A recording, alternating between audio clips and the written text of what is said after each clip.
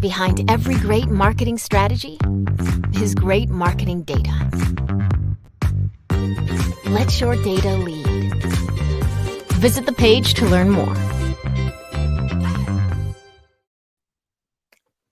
Hi, everyone. Welcome to Ad Age Remotely. I'm Jack Neff, editor-at-large here at Ad Age. Thanks for joining us. And a special thank you to our sponsor, Salesforce, for helping make today's live stream happen. We have with us today Shenan Reed, Senior Vice President and Head of Media for L'Oreal USA. She joined L'Oreal in August 2020 from Publicis Group.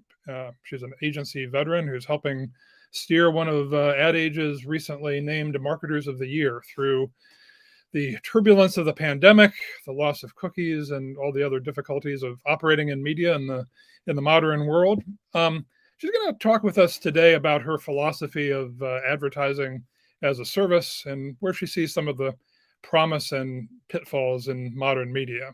So thanks, Shenan, for joining us. And I thought I'd start off just asking about your philosophy of advertising as a service, which sounds somewhat contrary to the way we've come to think of advertising, but probably shouldn't be.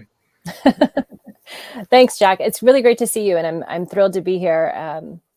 Excited to join you today. I'm passionate about this topic. You know, you've heard me talk about it a couple of times.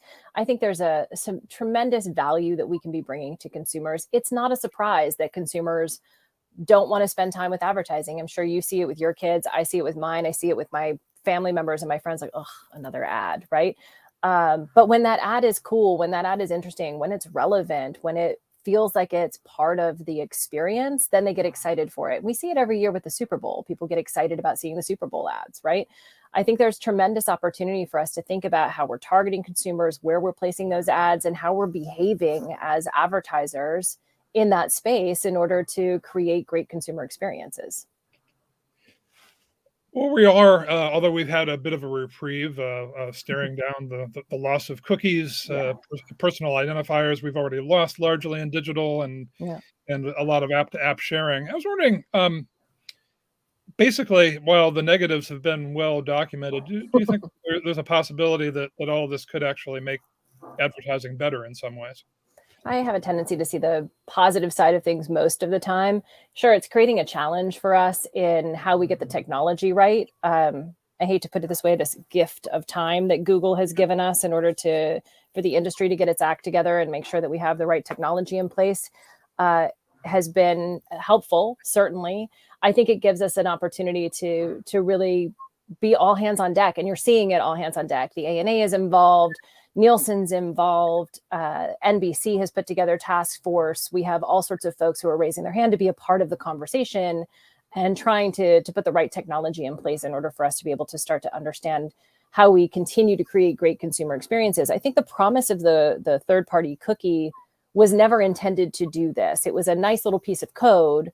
I don't think it was ever intended to do what we've asked it to do today. And it's created with flaws, and we know that it's been created with flaws.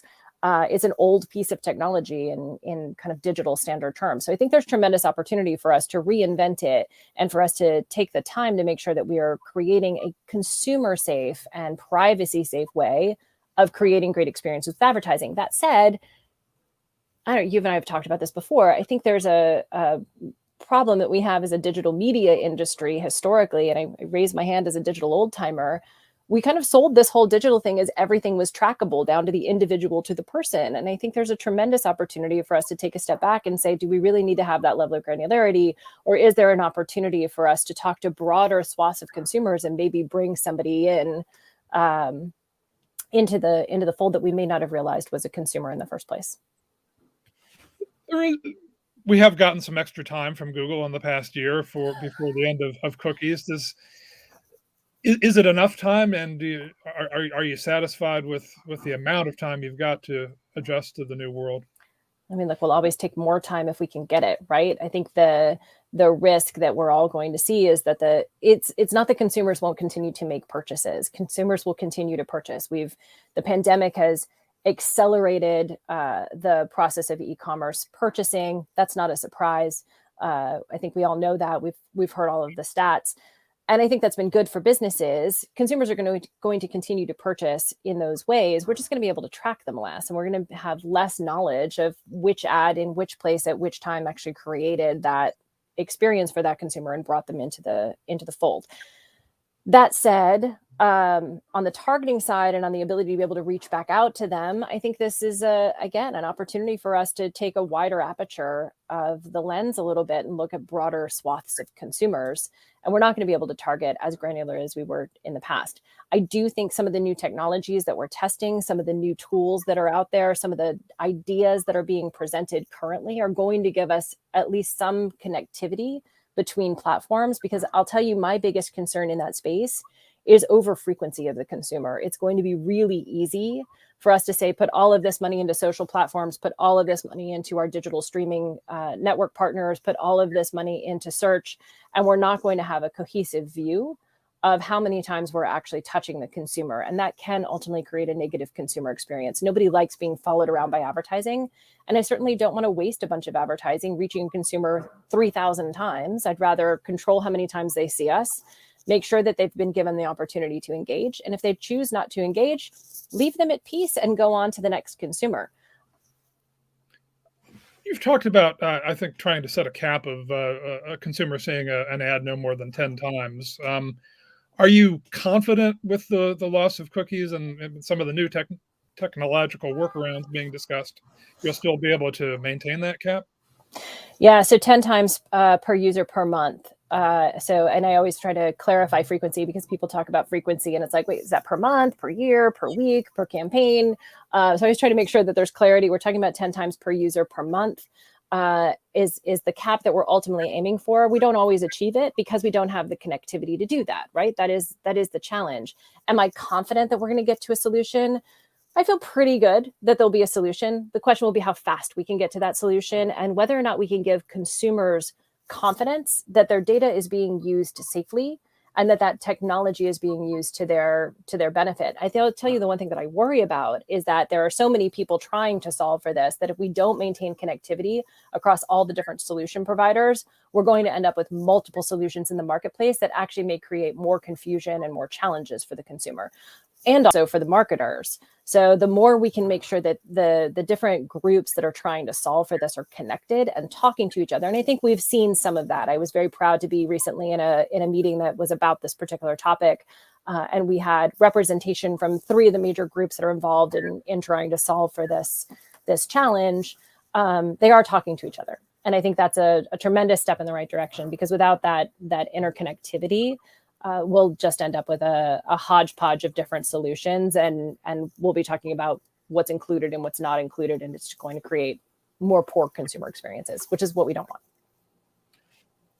I noticed some research recently that on multi-touch attribution, that essentially cohorts of 10,000 users could be used as effectively as individual IDs in accomplishing that. It didn't specifically address frequency capping, but it seems like the same principle could apply there.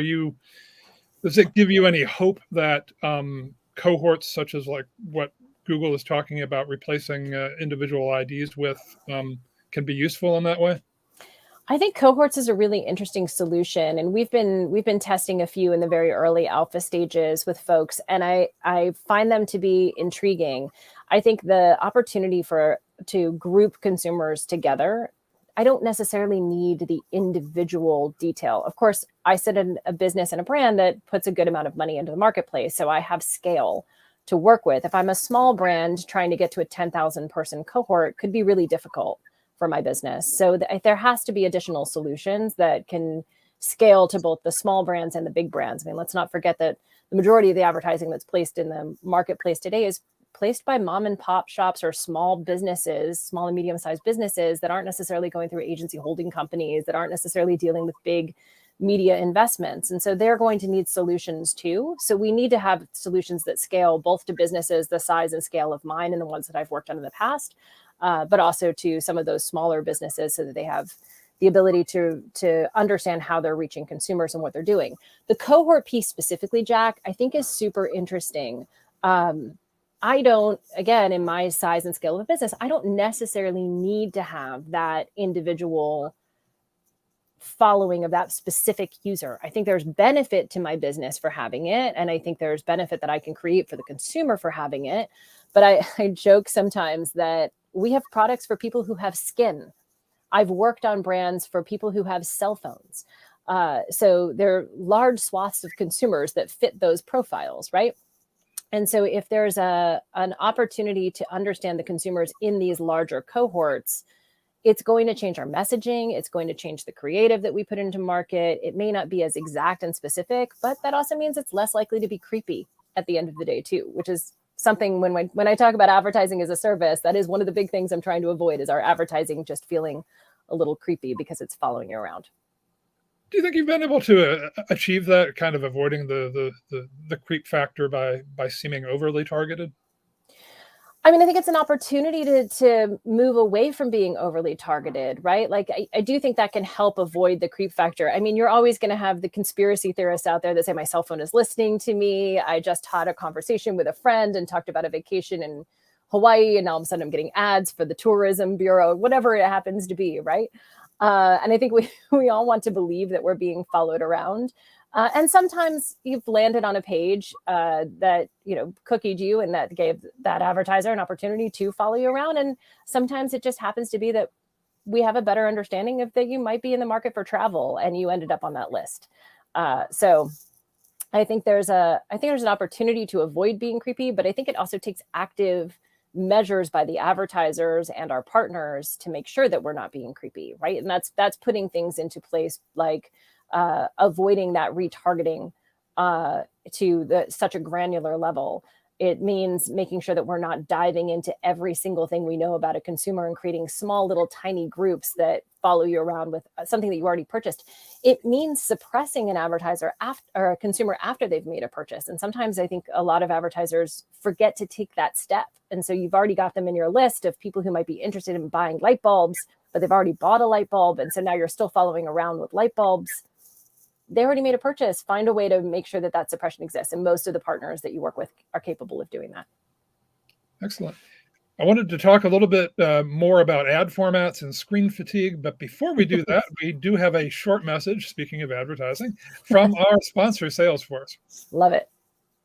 Marketing trends can change suddenly. Your marketing strategy should change with it. Let your data lead. Visit the page to learn more.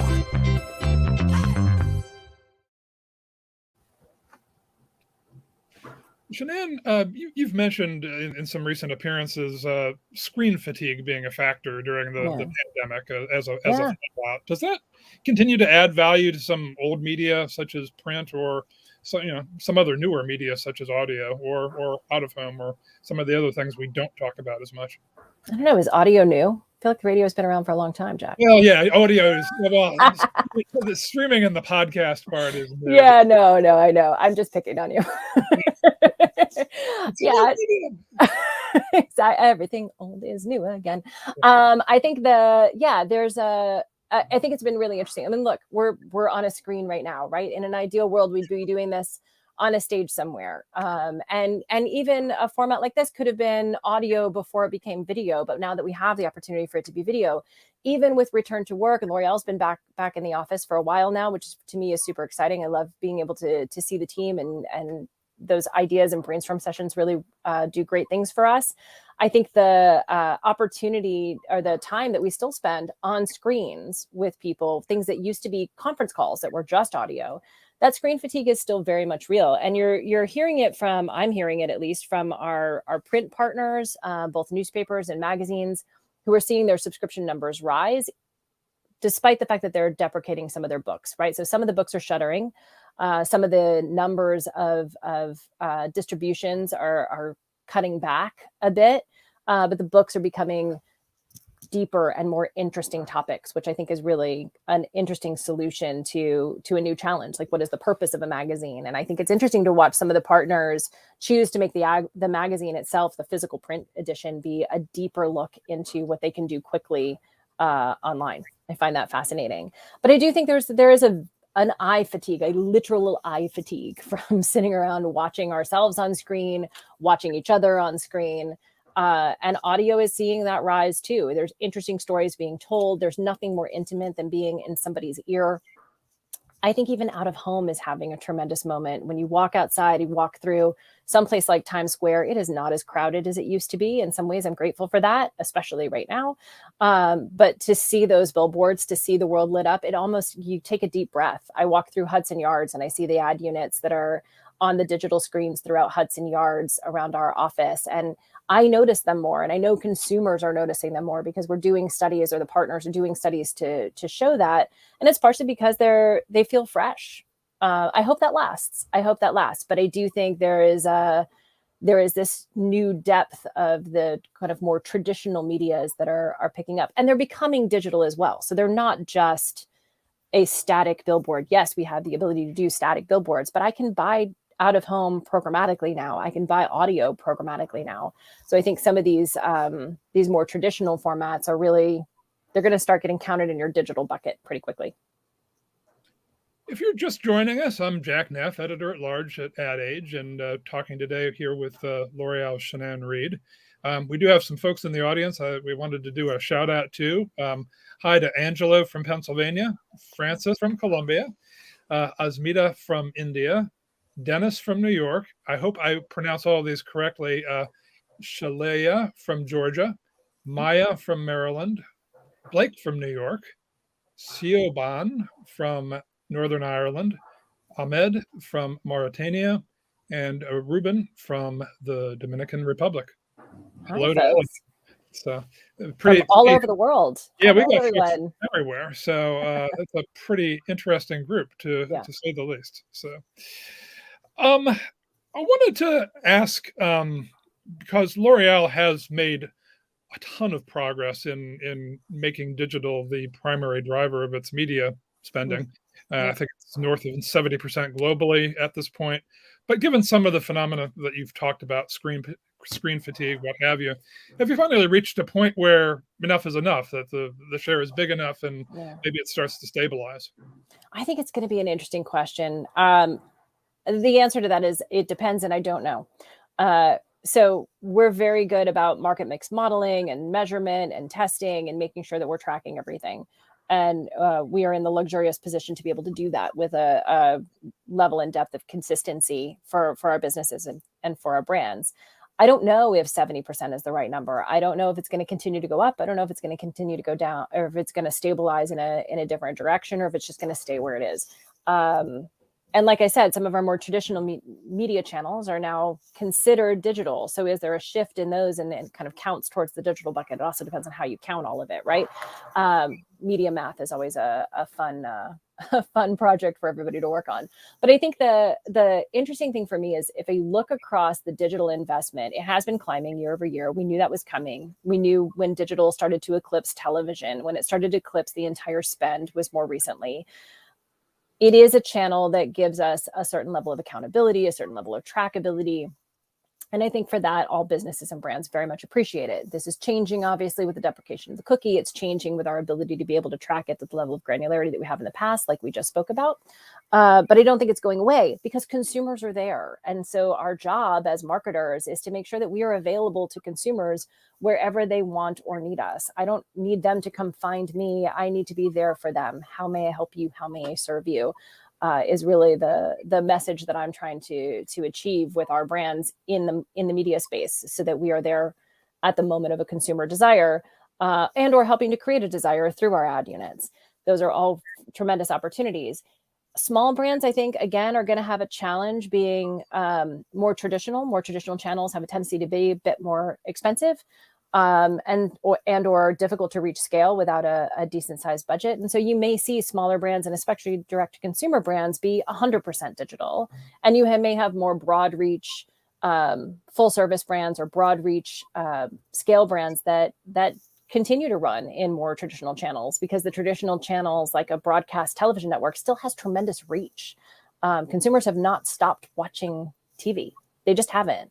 And I don't think they will. There's great storytelling happening, though, in those places. And so there is still a desire to be there. Now, whether that's in full episode players or whether it's through the actual linear broadcast in a sit down moment of appointment viewing will remain to be seen. And I think will continue to shift. But I think consumers definitely will still be there. And I think that's going to cause brands like mine, some of mine, not all of mine, brands like mine and brands like some of the ones that I've worked on in the past. Again, I have products for people who have skin. How much targeting do I need to do when I have the opportunity to go out and talk to a wide swath of consumers? And so I don't know that there's I can't give you a correct tipping point. It's going to absolutely be X percentage. I think it's going to be a shift as we watch the market mix modeling tell us the direction that consumers are choosing to engage and where it's driving consumer behavior. What are the ad formats that L'Oreal is steering clear of in keeping with the advertising as a service philosophy? Sure. I think you've heard me talk about this a little bit. I'll go back to the old traditional ones of I don't do pop-ups. Please, if you ever see any of our ads show up in a pop-up, then please let me know. Somebody reach out to me at Shenan on Twitter, because that should not happen anywhere. We try to be considerate about where we're putting video ad units. So if it is a short form video, and I'm going to try and run a 15-second spot as a mid-roll in a short-term video, that feels like a terrible consumer experience. Why would I do that to someone? I would rather be either a 6-second that you see going into a short-form video or a 6-second coming out of it. But my video shouldn't be that much of the time that you spend watching video. It should be an opportunity for you to realize that you're getting access to this consumer video because you've watched my advertising video. And it becomes that kind of quid pro quo with the consumer. I also try to make sure that we are not in places where we have too much ad clutter. So we spend a lot of time when we look at what we put into our programmatic stack specifically, spending time seeing how much ad clutter is on that site so that we're not creating a consumer experience or participating in a consumer experience on a site that is just inundating a consumer with ads while there's no really great content. We want to be around great content and great storytelling. We had a question that came from Lior on LinkedIn. What's your opinion on re-engaging consumers directly from your own brand's own media platforms, the owned media, basically? So we do re-engage our consumers from our own campaigns, right? So if a consumer visits one of our sites, we might have the opportunity to re-engage them and invite them back to the business. But this becomes, and Lior, it's a great question, this becomes the opportunity to make sure you have the right level of controls in place. I don't want to inundate that consumer and follow them around for the next 3 weeks nonstop with thousands and thousands of impressions. It's why we put a frequency cap in place. I may want to see you 10 times in the next month. If you haven't engaged after that, then I'm going to let you go because clearly you maybe ended up on my site by mistake, or I didn't have the product that you wanted, or there isn't an opportunity for you to purchase, and that's fine. I want to be able to move on. If you've made a purchase on my site, I might re-engage with you later to give you the opportunity to purchase something else that might benefit you with the product that you purchased. I might try and re-engage you with an opportunity to replenish that product if I feel that you're starting to run low. But again, it's a service. I'm trying to be there to help you create better experiences and or make sure that you don't run out of a product that you may very much love. To that end, which you could address through subscribe and save or other sorts of services, I've seen some data suggesting L'Oreal has improved its e-commerce share considerably for many of its brands in recent years. Basically, how has that happened? What's worked? Well, I mean, it's happened in many ways because we have direct-to-consumer brands already. And so that's obviously built out some of our e-commerce capabilities. And we have great partnerships with our e-commerce retailers.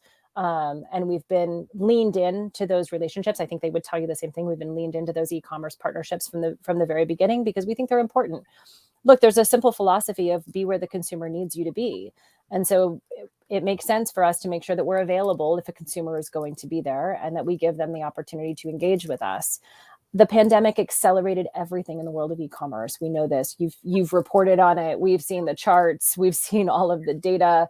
I think every manufacturer who has e-commerce capabilities and all of the retailers who have e-commerce capabilities have accelerated in ways that I don't think any of us could have predicted. That has been great for us because we were already set up to do it. And it's been a tremendous opportunity for us to be that solution for consumers in those moments of need. I really am running low on my face wash. I really need this face cream. I really need this hand cream. I really want to make sure that I feel my best when I get on that call, and a lipstick would do that for me. And so making sure that we were available to them in all of those channels was important, but we put a lot of focus there to make sure that we lean into those opportunities as soon as they show up and develop those partnerships. And I'm proud to say that we've been on the early side of some of those partnerships where we've honestly helped create some of the platforms by just giving them our experience and what we know our consumers would really appreciate and engage with. Speaking of a new platform, a question from Michael on LinkedIn. Do you think the metaverse has the potential to be a great opportunity to expand digital marketing? Oh, I love a metaverse question. Please, Michael, tell me that you've read Snow Crash. And if anybody on here has not read Snow Crash, please, please, please go back and read Snow Crash. That is where the term metaverse came from. The concept is even older than that, but the first time I think it was actually used as a thing was in Snow Crash. And if you read Snow Crash, I think there's some interesting examples of like kind of this town street where you're walking down in your avatar and you're experiencing this what feels like a very much a real world experience. And I know a bunch of us were on Second Life, my previous agency, Morpheus, that I founded years ago. We actually had an island in Second Life. I probably still own it. I don't know what I need to do with it, but I probably ought to do something with it. I do think there's this really interesting opportunity for consumers. It's going to take a while for it to scale. Right now, to get into the metaverse is expensive, right? Headsets are expensive. Connectivity is still getting there. But I do think we've talked a lot over the years about what 3G gave us the opportunity to do, what 4G gave us the opportunity to do. The metaverse is what 5G is giving us the opportunity to do.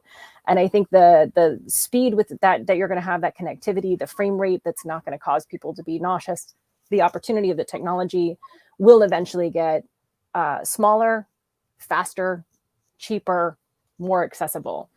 Remember when cell phones were just something that people had in their car and they were a brick, right? It was literally a car phone. And then it became something that was handheld, that was still also the size of a brick, if not larger. And they were outrageously expensive. They were outrageously expensive to make calls on. And as time has progressed, they've gotten smaller, cheaper, and more accessible to the point where most of the population over the age of probably 14 at this point has a cell phone, because the technology has advanced. I think we're going to see the same thing with the metaverse. And I think it's a really interesting opportunity to stay close to. It's not today's opportunity. It is today's tinkering opportunity. I think it's tomorrow's exponential opportunity, but we're not there yet. In a sense, virtual makeup tryouts, virtual hair color, that is, cosmetics in the universe, or in the metaverse, essentially. What kind of impact has that had for your business so far? So yeah, that another one where we've been leaning into that really early, right? We started with virtual Tryon with a lot of our partners early on when they first adopted them, with partners like Snap and others. And I think the virtual Tryon capability from a consumer's perspective, we saw it accelerate again during the pandemic. No consumer wants to make a bad choice on a product they're about to buy. You may not have ever colored your hair at home yourself. And so now you're going to try and color your hair for yourself for the first time during the pandemic, and you want to make sure you get that color match right. Now, you may call your stylist and they may be able to tell you, sure, it's this version of L'Oreal Paris, or it's this version of Garnier. Or you may just try something that you find by doing some virtual try-on to try on a few different hair colors. You may decide, like my daughter, to go bright red. What the heck? Why not? Have some fun with a new color because it's a pandemic and we're trying to make the best of it. I think the opportunity for the consumer to experience that product before they made a purchase, to have confidence in that purchase before they followed through on it, to make sure that they didn't have to do a return and cancellation. And look, I'm super proud of all of our retail partners. They do a really nice job on return and cancellation and makeup. And I think that's a really important piece of the puzzle. But I think from a consumer perspective, I don't want to have to return that product if I don't have to. So I want that confidence. And virtual try-on gives me that opportunity to play with it a little bit, play with the look, play with an eyeshadow palette, play with the lipstick color, play with the foundation color, and make a confident decision before it shows up on my doorstep. One probably final question, as we're starting to run out of time. You've made a relatively recent transition, from the agency world to the client world. Just how are things different? Any thoughts on what it's like to make that change and how things are different? Yeah, sure. I mean, I love being on the client side. I will readily admit, when I was given the opportunity to come back to L'Oreal, and I do say back to L'Oreal because I've been, I sometimes joke that I'm a L'Oreal foster child who finally got adopted. I've been in and around L'Oreal for years, working on it on the agency side from different places, my own agency, Morpheus Media, to when I was at Group M. And I've always loved the business. I've always loved the products. I've always loved the people. I've always loved what the business stands for, what we're trying to accomplish. Earlier this year, we launched our Sense of Purpose campaign, Create the Beauty That Moves the World. And it just gives me such pride to be a part of an organization that takes the world and our position in the world so seriously, and is looking to really achieve all of its global goals. From a sustainability perspective, from a human rights perspective, from a ingredient perspective. Like, we do a lot of really great work in that space. And I'm really proud to be here. I also love that I finally get to be maybe on the side of actually saying yes and no to the decisions, as opposed to pitching the decisions. And I still pitch some of the decisions along the way, but I have great partners and a great team. And I'm really proud of the people that I get to work with every day. And it shows when you know, Jack, you wrote the piece about us in Ad Age for being number 6 in your Marketers of the Year. And we couldn't be prouder to be in that position this year. Well, congratulations, and that was well earned. And I guess we're going to have to wrap up now. I really thank you, Shenan, for joining us. It's been a lot of fun. My pleasure. Great Happy stuff. holidays. Happy holidays to you too, and to everybody else. This is our last remotely of the year. I wanted to send a thank you out to our sponsor, Salesforce, also. And as always, a thanks to our vast Ad Age crew working on this: Arabella Breck, Alfred Mascarone, Anna Sakula, Lauren Chiardio, and everybody else for making this happen. Thanks again. This is Jack Neff, editor-at-large with Ad Age. Happy holidays, and we'll be back with you in the new year.